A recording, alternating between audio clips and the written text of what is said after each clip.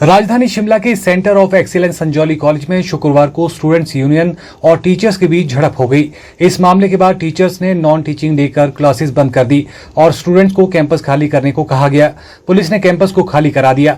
बताया जा रहा है कि वीरवार को सुबह के समय एक लड़की के साथ कॉलेज के कैंपस में छेड़छाड़ की गई थी, जिस पर पिछले कल एसएफआई के छात्र संजौली कॉलेज के वुमेन सेल यानी कि संवेदनशील कमेटी के पास छेड़छाड़ करने वाले छात्र पर कार्रवाई की मांग करने गए थे, जिस पर वुमेन सेल कमेटी ने छात्रों से कहा था कि कल उस छात्र के माता पिता को कॉलेज बुलाया जाएगा और एक्शन लिया जाएगा।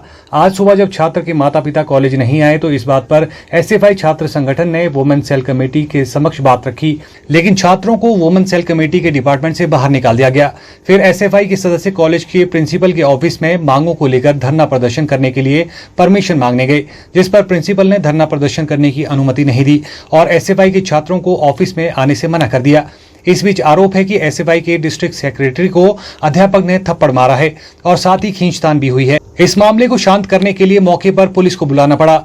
वहीं एसएफआई संगठन से जुड़े छात्र गेट के बाहर ही धरना प्रदर्शन करने लगे। तो हमारा जो आज का बेसिक डिमांड्स के लिए हमने कैंपस में प्रोटेस्ट करना था, तो हम लोगों को पिछले कल एक कैंपस में एक घटना सामने आती कि एक लड़की को एक फर्स्ट ईयर का लड़का ही इस कॉलेज में छेड़ना है। तो जब हम यहाँ के वुमेन सेल के पास जाते हैं, पहले तो इन्होंने नॉन डेमोक्रेटिक तरीके से यहाँ पे वुमेन सेल बनाया, उसमें जेंडर चैंपियंस बनाए। जब हम उन जेंडर चैंपियंस के पास जाते हैं तो उन जेंडर चैंपियंस को जीएस कमेटी की फुल फॉर्म तक नहीं आती थी। तो हमने पूछा कि तुम स्टूडेंट्स के लिए क्या काम करते हो, तो उनका रवैया ऐसा रहता है कि हमारा स्टूडेंट्स के लिए कोई काम नहीं है, हम वेंडिंग मशीन में पैसे डालने का काम करते हैं। तो हमारा जो आज मेन जो इस धरने का वो था, हमने जो कॉलेज की बेसिक डिमांड्स को लेकर धरना प्रदर्शन करना था और साथ ही सांप्रदायिक दंगे फैले इसकी शांति के लिए हमने एक अपने कॉलेज लेवल पे इस पे धरना देना था कैंपस में।